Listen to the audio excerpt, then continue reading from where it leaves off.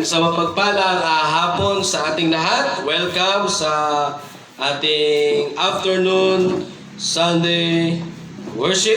Okay, so manatili tayong nakatayo. Tayo ay magbabasa ng salita ng Diyos. Buksan natin sa 1 Corinthians. Sige, tira natin yung mga bata, no? Tapihan mo si Angelo kasi baka makatulog. Okay? Sige, sa 1 Corinthians chapter 9, verse 22. 1 Corinthians chapter 9, verse 22. Sige. Share natin ang bawat sa mga bata. Sila Jobit, dito kayo. Ayan, mag-i-start na tayo sa pinakamahalagang parte ng ating pagsamba sa Diyos. Yun ay ang pag-aaral ng salita ng Diyos. Kaya gusto ko, dito kayong lahat.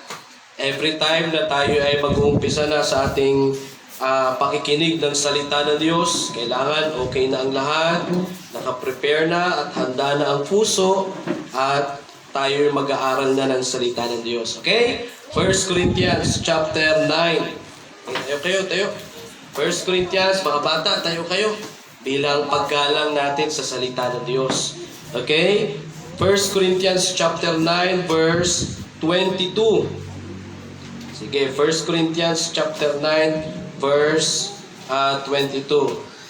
Muli, sa mapagpalang umaga sa ating lahat, at sa mga nanonood dyan, Happy Lord's Day sa ating lahat. Okay? Ano sinabi ko? 1 Corinthians 9. Tama? 1 Corinthians chapter 9, verse 22. Sige, sabay-sabay nating basahin, no? Verse 22, 23, 24. Okay, ready? Loud and clear, go. To the weak became I as weak, that I might gain the weak. I am made all things to all men, that I might by all means save some. And this I do for the gospel's sake, that I might be partaker thereof with you. Know ye not that they which run in a race run all, but one receiveth the prize? So run that ye may obtain. Verse 25. And every man that striveth for the mastery is temperate in all things. Now they do it to obtain a corruptible crown, but we an incorruptible. So dun tayo sa word na dun tayo sa word na mastery. Ayan, sa verse 25 o binanggit dyan. Kasi sa tema natin, tapos na tayo sa ano yung una? Maturity. Topic na natin yan noong nakarang Sunday pa. So ngayon, dito na tayo sa mastery. Okay? Let us bow our head and close our eyes. Let us pray. Ang maraming Diyos na makapangyarihan sa lahat. Salamat po sa oras na ito. Pagpalain niyo po, Panginoon, ang aming pag-aaral ng salita. Dalangin po namin ng Diyos, ng Espiritu po mag-guide sa amin, magpaunawa at magpaalala patungkol po sa inyong salita. Purihin ka, at ang mga nandito ngayon mga kapatiran, this afternoon service, pagpalain niyo po sila. Patuloy niyo pong ingatan ang bawat sa amin. Purihin ka sa pangalan ni Jesus. Amen. Amen. So maaari na po maupo ang bawat isa. Huwag na maingay, huwag na magdaldalan. Okay? Ano ginagamit kapag nakikinig? Tenga. Di bibig, no? Tenga. So, ibig sabihin, tahimik na. Okay? Kasi mag-i-start na tayo sa ating pakikinig ng salita ng Diyos. Mamaya na yung galaw-galaw, no? Okay? Muna tayo. Mag-aaral muna tayo ng salita ng Diyos. Kung sa school nga no? Kung sa school nga, kaya nyo mag-behave Dito pa kaya sa church? Dito pa kaya sa church? Okay? Sige, so, dito sa ating binasa mga kapatid, ang nagsulat ng 1 Corinthians ay si Apostle Paul. At makikita natin dito mga kapatid yung kanyang tinatawag na flexibility. Okay? Pag sinabing flexibility or flexible, ano ibig sabihin nun? Galing bihira. Flexible, ibig sabihin, malambot ang katawan, no? Sample nga, sample. No, flexible. Flexibility, ibig sabihin, di ba kumbaga sa katawan yung talent yan, kayang gawin lahat, no? Nakakapag-bend. Kaya mo ba mag-bend? Jobin? Hindi, no? Hindi flexible ang katawan mo. Di ba? Flexibility, nagagawa niya yung iba't ibang Di ba? Pero sa mga may edad na, sa atin, medyo isang ganun pa lang, magkakrak na yung ano. Pero dati, nung kabataan natin, talagang malulupit sa flexible ang bawat isa sa atin. Amen? Pero sa mga bata, kaya nyo pa yan. Flexible pa ang inyong katawan eh. Ibig sabihin ng flexibility, mga kapatid, is kaya niya sa ganito, kaya niya rin sa ganito. Okay? Tingnan nyo sa binasa natin sa verse 22. Sabi dyan, to the weak became I as weak, that I might gain the weak. I am made all things to all men, that I might by all means save some. Tapos sinabi sa verse 23, and this I do for the gospel's sake. Sisipin nyo, alang-alang sa salita ng Diyos, alang-alang sa ebanghelyo, sinisikap niya na maging flexible siya. Ibig sabihin, sinisikap niya na maabot niya yung bawat estado ng pamumuhay ng tao. Di ba may mga tao na hindi sila flexible? Halimbawa, may taong mayaman. Hindi niya kayang makibagay sa mga taong may hirap. Di ba may mga ganong tao? Ibig sabihin, hindi sila flexible. May mga tao naman na kahit na mayaman na, kaya pa rin mamuhay na katulad ng mga may hirap. Ibig sabihin, kaya pa rin nilang makipagsabayan. Lalo na yung mga galing sa mahihirap. Tama? Nung sila ay yumaman, kaya lagi nilang sinasabi na alam nila yung pamumuhay ng isang mahirap. Lalo na yung mga yung, Jobit, pinig ka kasi nadidistract ako. Na mamaya na lumingon, mamaya na mag-usap. Pag nag-uusap, nadidistract ako nawawala ako sa pagtuturo. Okay? Makinig lang. Mamaya na mag-usap. So, asa na ulit tayo? Nawawala tuloy ako.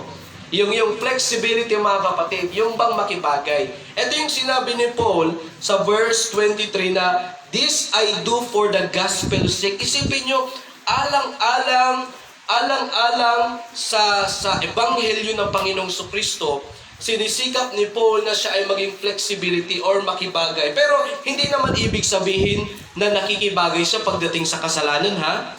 Ibig sabihin, mga kapatid, kung ano yung kultura ng lugar na kanyang pinuntahan, sinisikap niya na makibagay siya upang madala niya sa Panginoon yung mga taong nakatira sa lugar na yun. Okay? Yun ang ibig sabihin nun, yung mga kultura, nakikibagay siya. Pero pagdating sa kasalanan, yun ang huwag tayong makibagay. Amen? Pag, halimbawa, nakita mo na manginginom, mali yung ganitong konsepto, ha? Nakita mo, umiinom ng alak. Ay, makibagay nga rin ako sa kanya. Inom nga rin ako para magkasama kami mag-inuman, para ma-invite ko siya sa church. Ang mali yun, di ba? Mali yung ganong konsepto. Ay, samahan ko nga sila sa mga maling gawain nila para pag naging kaibigan ko sila, madala ko sila sa church. No. Amen? Mali yung ganong konsepto. Ang ibig sabihin ni Paul dito ay pagdating sa kultura. Halimbawa, ganito, di ba? Iba ang pamumuhay sa Bulacan, iba ang pamumuhay dito sa Tarlac. Di ba? Pero nung ako ay dinala ng Diyos dito sa Tarlac, kailangan makibagay din ako sa paanong mamuhay yung mga tao dito. Amen? Hanggat maaari nga, sinisikap ko rin maging Ilocano eh. Di ba? Pero minsan hindi talaga eh. No, hindi talaga. Pero sabi nga nila, sige lang pastor, siguro after 10 years, baka marunong ka na mag-Ilocano. Di ba? Ang ibig sabihin lang niya, mga kapatid, pagdating sa gospel, for the gospel's sake, sinabi ni Paul, alang-alang sa gospel, gagawin natin ang lahat. Amen? Amen ba? Alang-alang sa ebanghelyo ng Panginoon, gagawin natin ang lahat para ang tao ay madala natin sa Panginoon. Amen? Kaya sinabi niya, this will I do for the gospel's sake. Ito na. Pagdating dito sa verse 24, tignan nyo, know ye not that they which run in a race run all? Mga kapatid, sa pagiging Kristiyano, tayo po ay inilagay ng Diyos sa isang karera.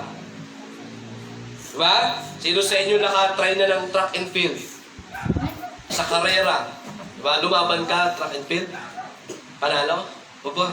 Champion? Ayos lumaban ka rin, sis? Oo. Si Bel din kasi lumaban eh. Si Bel. Champion ka, Bel? Oh, champion tapos second place. Di ba, anong pakiramdam pag dinalo, no? Pero alam nyo, dito sa lupa, mamaya na Jobit, yan na naman, nagkikwento ka na naman. Mamaya na magkwento, mamaya usap tayo mamaya na, tapos muna kasi, baka may mag-comment dyan, Pastor, sino po ba yung nagsasalita? Mamaya marinig nila. Di ba? Si Jobit po yun, nagsasalita. Di ba? Okay, so, tawag dito, di mo, nawawala tuloy ako. Sa karera mga kapatid, kung dito sa lupa, may may mga nilalabanan tayo, kahit tulad yan, mga sports dito, sa karera, track and field, ganyan. Pero ang kagandahan kasi sa ating spiritual na karera, hindi po ito paunahan. Amen? Sa labanan dito sa mundong ito, yung karera nila, track and field, di ba? Sino ang pinakamabilis tumakbo sa takbuhan base sa sports? Kilala nyo ba? Ha? Ayun, kilala mo. Anong pangalan? Usain Bolt. Napapanood nyo yan sa mga Olympic? Grabe yun, mga kapatid. Ilan yung tinatakbo nila. Pag mapanood nyo sa YouTube, no? Tindi nung tumakbo. Sa 10 seconds lang, nakakailang metro yan. No? I-search nyo sa YouTube, Usain Bolt. Siya ang pinakamabilis na tao na tumakbo ngayon. Ngayong panahon ngayon. At ilang gold na kanyang nauwi. Kung di ako nagkakamali, siya ay isang Jamaican. No? Sa Jamaica siya nakatira. Malupit, magaling. So marami siyang medalya, marami siyang gold. Pero pagdating sa spiritual mga kapatid, nasa karera tayo, pero hindi man tayo nag-uunahan. Amen? Pag may nakita tayong nadapa, hinto tayo saglit, tapos akayin natin. Okay ka lang? Tayo ka muna. Sige, sabay tayo. Amen? Ganun yung karera natin sa buhay spiritual. Ngayon, pagdating dito sa verse 24, Know ye not that they which run in a race run all lahat? Dito sa mundo yung pinag-uusapan lahat sumasali sa sport, karamihan na ganyan. Pero sabi dyan, but one receiveth the prize. Isa lang yung nakaka-receive ng prize, mga kapatid. Di ba sa mga Olympics, sa mga sports, isa lang naman talaga yung pinakamataas na nakaka-receive. Halimbawa ng gold. Di ba? Isa lang talaga. Tapos merong first place, second place. Okay? Tapos sabi dyan, so run that ye may obtain. Yung iba talagang tumatakbo, sumasali, para maabot nila yung ganon na prize, yung gold. Sino yung kauna-unahang dito sa Pilipinas na nakasungkit ng gintong medalya? Si Heidelin. Kilala nyo si Heidelin, yung sa ano? Bumuhat po ng barbell. Sa barbell? No, siya yung kauna-unahang babae. Babae pa yun. Okay? Pero pa ba? Meron pa ba kayong kilala? Pacquiao, hindi naman si nakabot ng yun, si Pacquiao. Ha? Anong niya? Sport niya? Oo nga, parang napanood ko na nga siya sa magpakailanman nung nagtampok yung kanyang buhay. Tapos yung latest ngayon, si Heidelin, no? Grabe yung babae, no? Lakas tumong. Kaya nyo ba yun, mga babae? No? Grabe. Ilang kilos yung binuhat niya? Pagbuhat niya, bihira.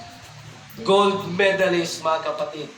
Pero, sa mga ganyang sports, alam nyo ba na hindi basta-basta yan?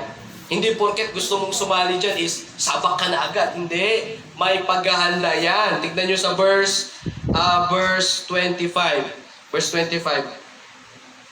And sa verse 24, para maabot nila yung prize, anong ginagawa nila? Verse 25. Every man that striveth for the mastery. Yan, papasok na tayo sa word na mastery, Striveth. Pag sinabing striveth, pagsisikap. Saan sila nagsisikap?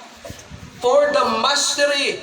Para yung kanilang sport na sinalihan, mga kapatid, hindi lang yan basta sinalihan, minamaster din nila yan. Amen?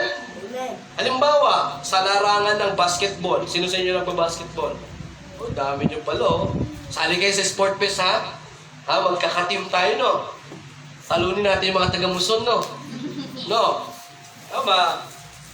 Pag sumali tayo sa sports o sa basketball, agad-agad pa na makakalaro ka, Kailangan pa yan ng Practice. yun, practice. Di ba? Practice na kung mapapanood nyo sa mga NBA, yan, nakakanood kayo. Bago yan maglaro, grabe ang practice, practice, practice. Kahit sa sports. Ano mga sports nyo? Volleyball. Grabing practice yan, ha? Pag nag-practice ka, minsan tirik ang araw, eh.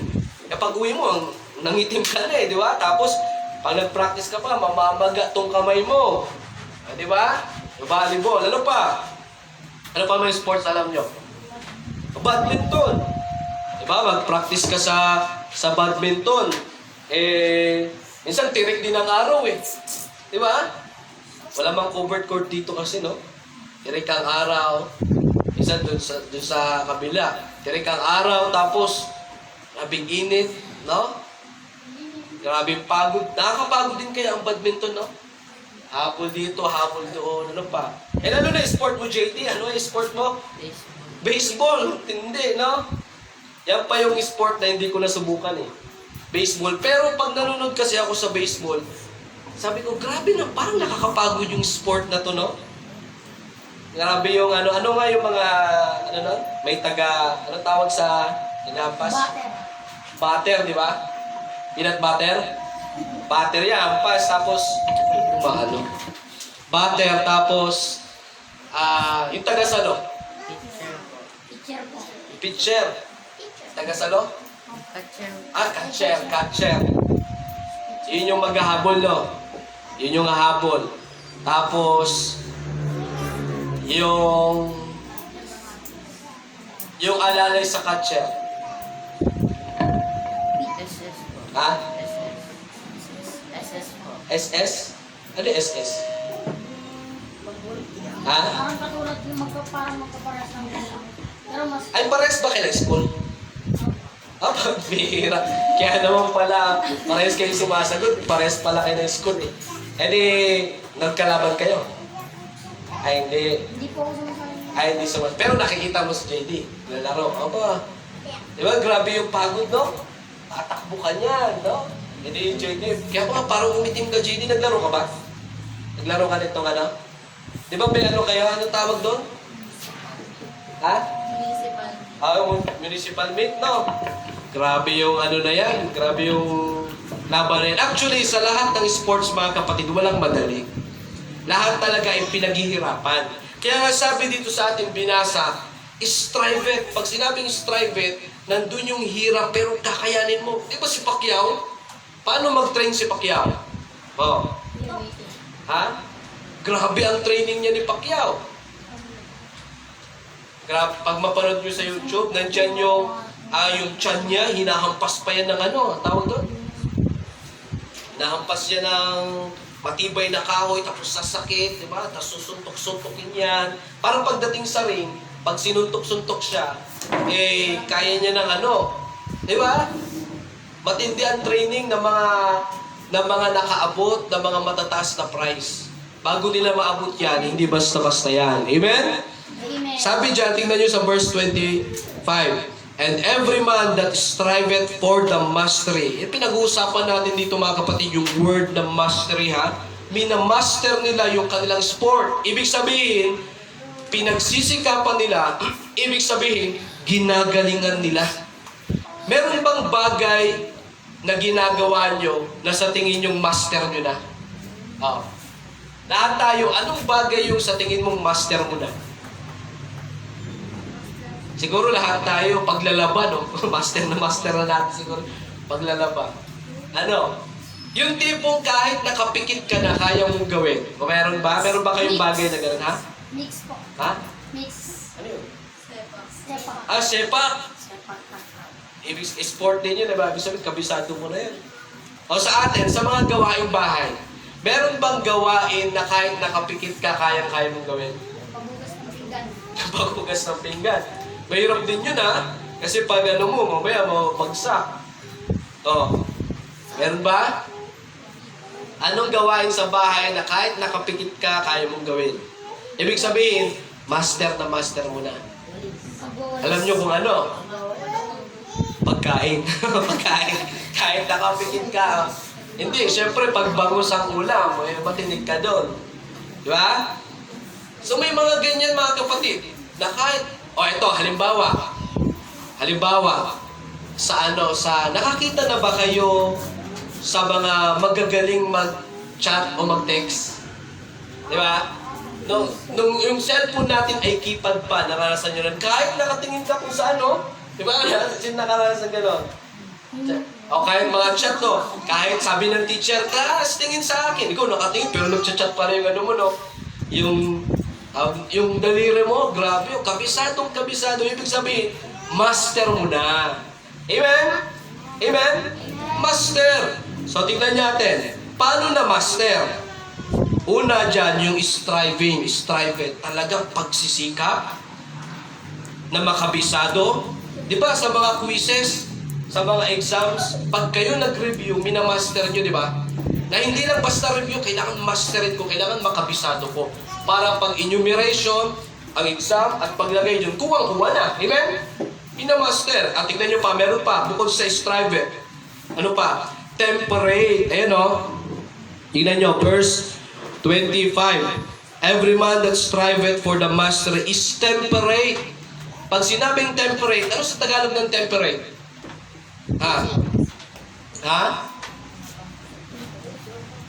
Ano? Pag sinabing temperate, ibig sabihin, mahabang pasensya. Ibig sabihin, mapagtimpi. Yon.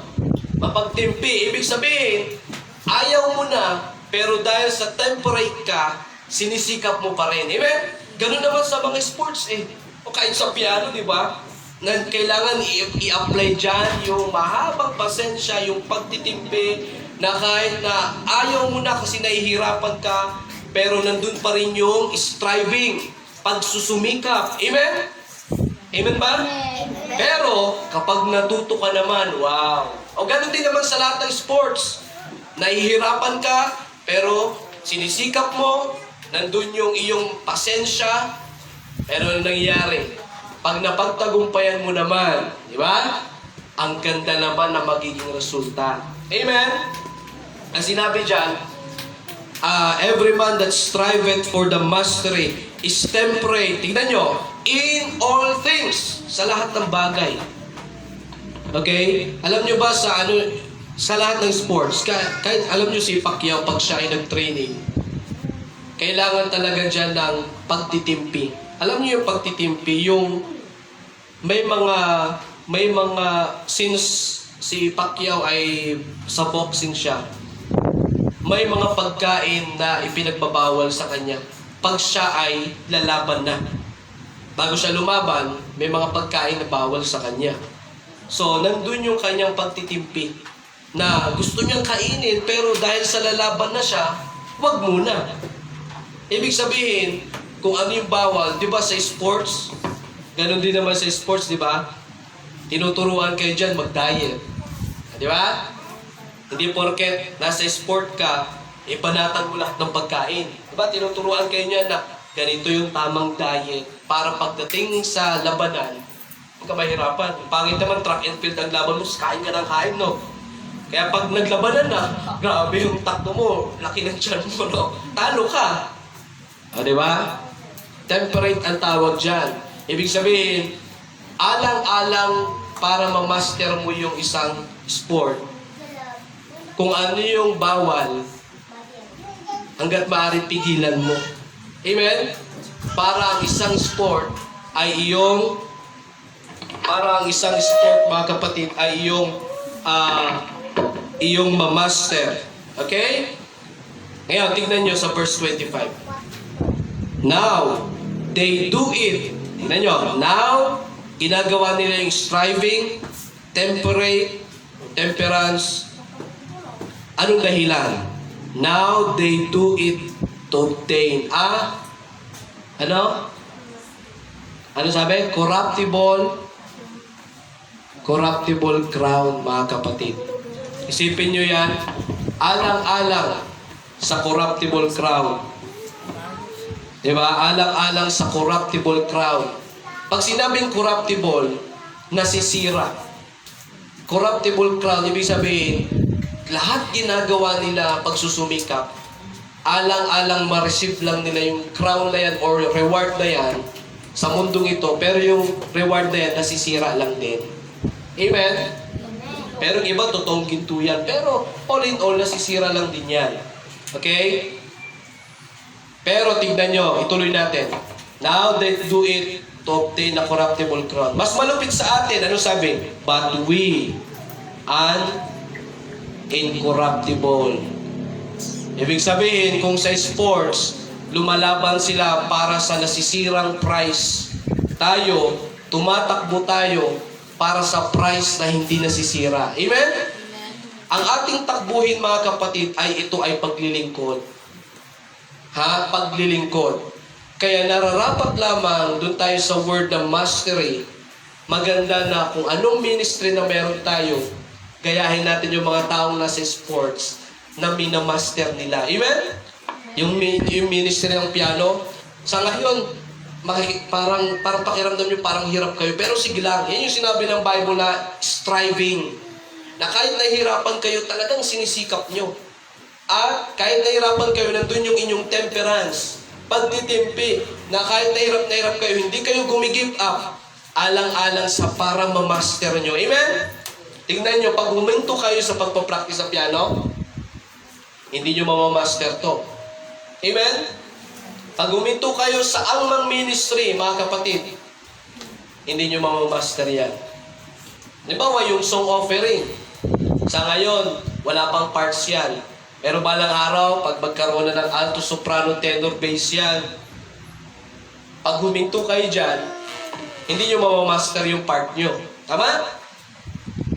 Hindi lang isang basta kantahan yan. Di ba naalala nyo nung anniversary yung kinanta natin yung... Ano yung kinanta natin? Tiyak mo ba ikaw ay ligtas? Di ba? Hindi nyo ba napansin na paulit-ulit natin yung kinakabisado, paulit-ulit natin pinapractice? Ang tawag dyan is mastery. Di ba? Na kahit na wala ka ng tawag dyan, kahit wala ka ng copy, kaya mo pa rin kantahin. Amen? Kaya sa mga ministry natin, mga kapatid, yung word na master, ibig sabihin, galingan pa natin. Amen? Tandaan nyo, hindi man tayo nagpapagalingan dito. Wala mang mataas sa atin. Walang magaling sa ministry. Ang magaling lamang dito ay ang Diyos. Amen? Kaya kung meron man tayong ma-accomplish na ministry, yan ay para sa kaluwalhatian ng Diyos. Amen? Kaya to God be all the glory. Amen? Pero ginagalingan natin para sa gawain ng Diyos. Amen? Ulitin ko, hindi tayo nagpapagalingan dito, pero ginagalingan natin para sa gawain ng Diyos. Amen? Para sa kapurihan ng Diyos. Ano mang meron tayo sa Diyos naman galing yan eh. Di ba? Ginagalingan natin, pinagsisikapan natin, mga kapatid. Okay? Tignan nyo sa verse 26. 26, ano sabi? Basahin natin, go. I therefore, Soran. O diba, nagkaroon ng pagpapasya si Paul na tumakbo din. Bakit? Kasi hindi siya tumakbo sa nasisirang prize.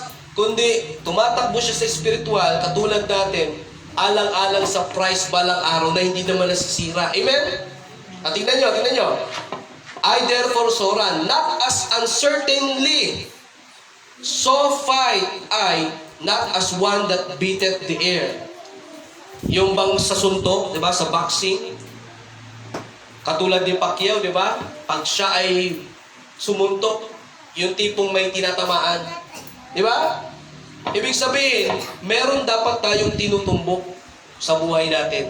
O kayo, tayong mga miyembro, tayong mga kapatid, sa inyong paglilingkod, meron ba kayong tinatarget? Kailangan 5 years from now or 3 years sa pagiging Kristiyano ko, dapat ganito na ako. Meron ba sa inyong ganyan?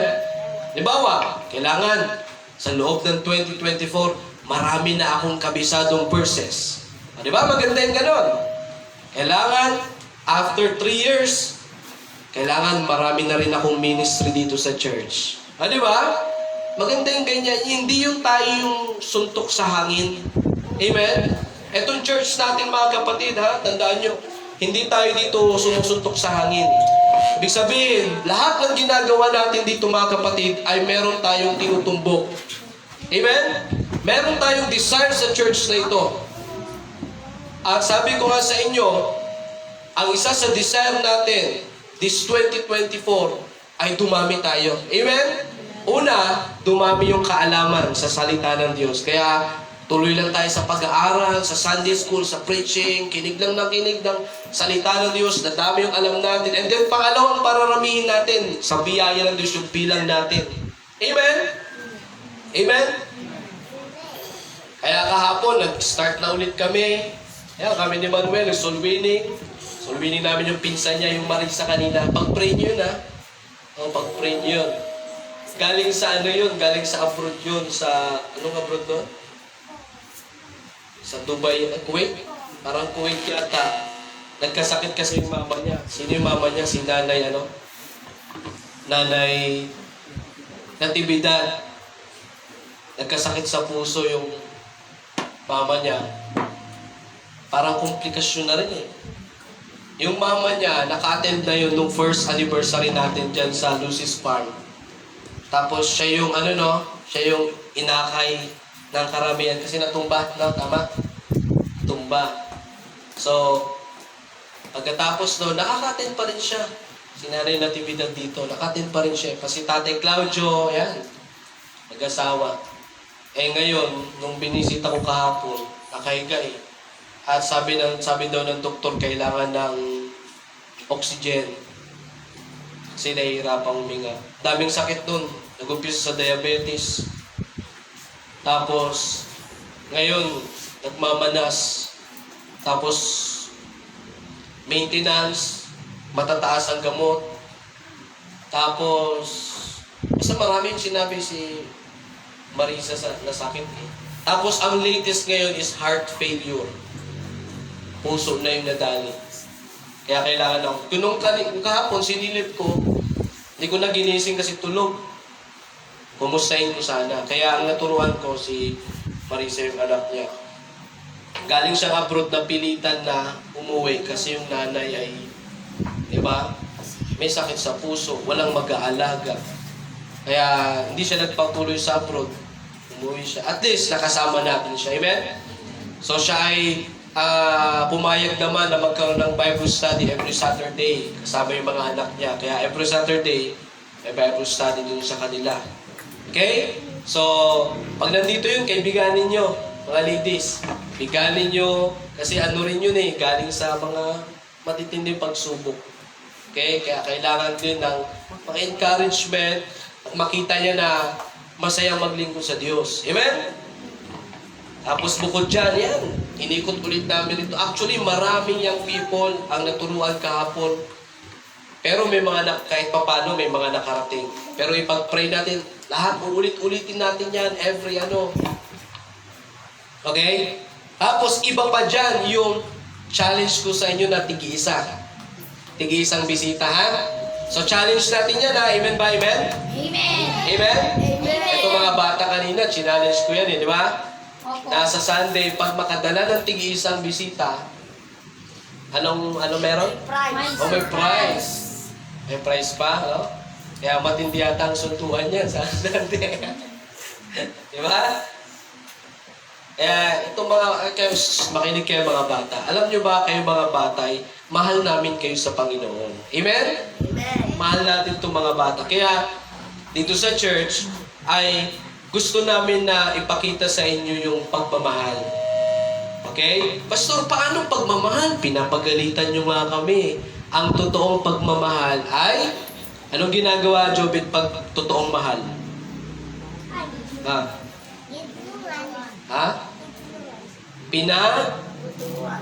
Pinapalo. Ayun, gusto mo pala. Ano? Ang totoong mahal ay pinagsasabihan. Diba? Oo. Ganon. Kaya kung dun sa lugar nyo ay hindi kayo pinagsasabihan dito, sa church natin mga kabataan, okay? Ipapakita namin sa inyo yung tunay na pagmamahal. Ang tunay na pagmamahal ay pinagsasabihan pag mali. Amen? Amen ba? Amen? Mga kabataan? Ha? Kaya pag kayo sinita, Jobit, wag mong gawin yan. No, yun ay dahil sa mahal ka namin, Jobit. No, Jobit, no. At ganoon din sa inyo. Ha? Di ba, Derek, no? Di ba, ano, no? Ang pangalan to? Syra. Di ba, Angelo, no? O, di ba, ito, ang pangalan to? Owen? Oil? Oil ba pangalan mo? Anong ano? Joel. Hindi Owen, Joel. No. Parang oil naman ng Owen. Tapos si? Ha? Si April. Lagi ko itong nakakalimutan si Syra April. Napagbabaliktad ko lagi.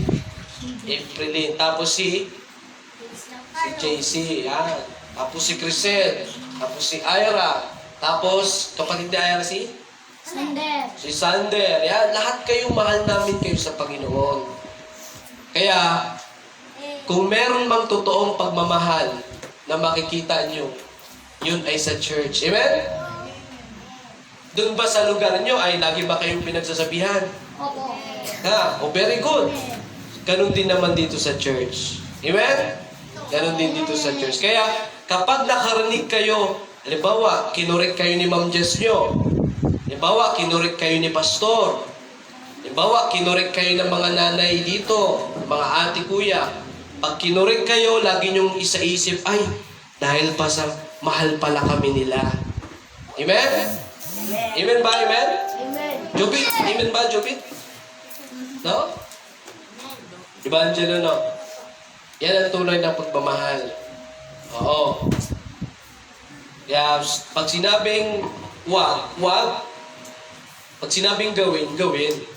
Amen? Ang ganda sa tama tayo. Talagang dapat i-correct natin. Amen? Amen. Oo. Kasi, sabi ng Biblia, train up a child. Di ba? At sabi din ng Biblia, foolishness is bound in the heart of a child. Natural talaga sa bata na may kapilyuhan. Okay? Pero tandaan nyo, hindi porket pilyo yan is magkakaroon tayo ng mindset, sige, unawain na lang natin kasi bata. Hindi. Kaya nga sabi ng Bible, train up a child. Okay? Nandun yung mahabang pangunawa natin, but at the same time, hindi dapat sila lalaki na parang spoiled. No? Kailangan makita pa rin nila yung tamang disiplina. Kahit na mga bata yan, pinagsasabihan natin. Bakit, Pastor? Kasi nga, sa school nga nagagawa nga nilang mag-behave Ito pa kaya sa church. Amen? Amen? Amen ba mga bata? Amen. Di ba? Yan ang totoong pinagsasabihan. Ngayon, Pastor, ayaw kong makinig. O pag ayaw mong makinig, sabi ng Bible, iiksi ang buhay mo. Di ba nakalagay sa Ephesians 6, na? Children, obey your parents in the Lord for this is right. Tama ang sumunod sa magulang. Anong kasunod nun? Honor thy father and mother, which, tignan nga natin. Ephesians 6.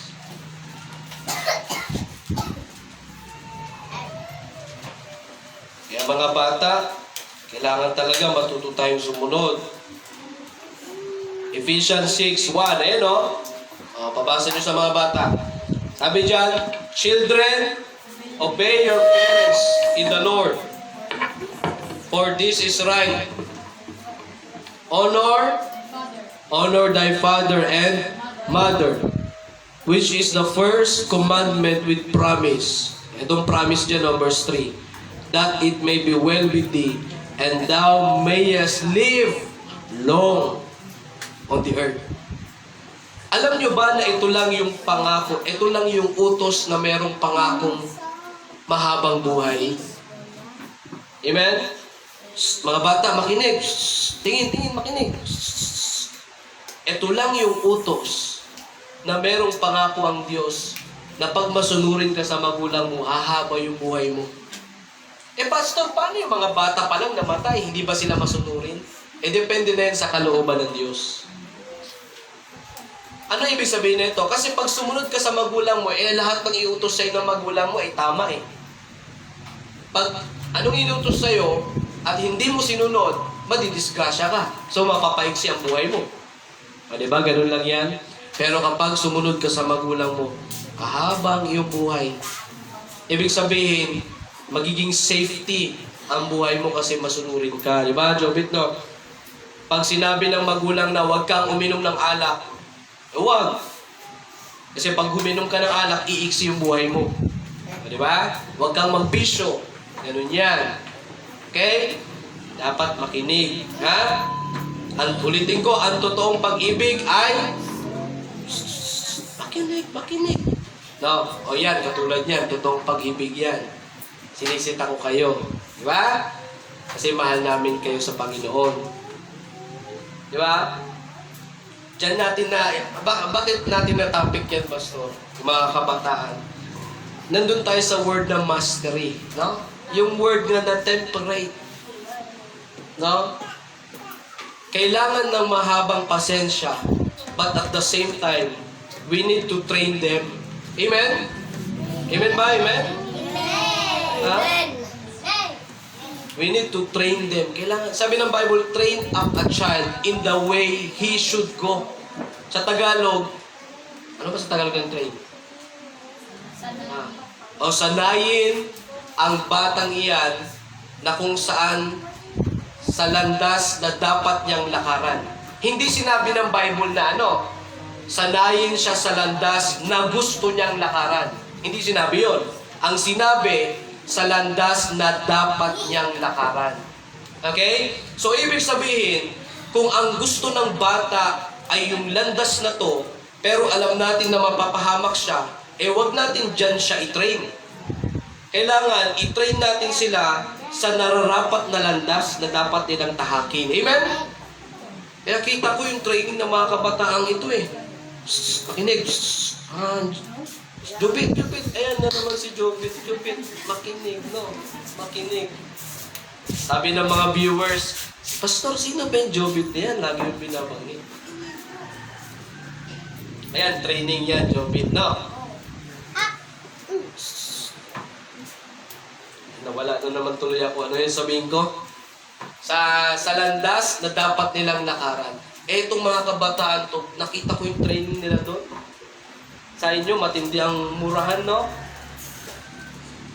Tama, no? Tama ako, no? Pag nagdadrive ako doon, tapos papunta sa kanila, kaliwat kanan ang murahan. Ang babata pa lang ang lulutong na magmura. Tapos, makikita mo yung mga tatay doon, may lamesa, inuman. Yun yung nakikita araw-araw ng mga kabataan. So, natitrain sila doon sa maling landas. Tapos, syempre, yung mga magulang nila ay busy sa trabaho, walang ibang naiiwan dyan. No? So, kumbaga 90% na kanilang training ay nasa lansangan. 90% ng kanilang training ay kung ano yung nakukuha nila, na-adapt nila sa lansangan. Kaya kung ang lansangan, kung ang lugar nila doon ay mura, grabe ang yun sila. Na-experience ko yan narinig ko doon. Every Saturday na may pumupunta sa kanila. No?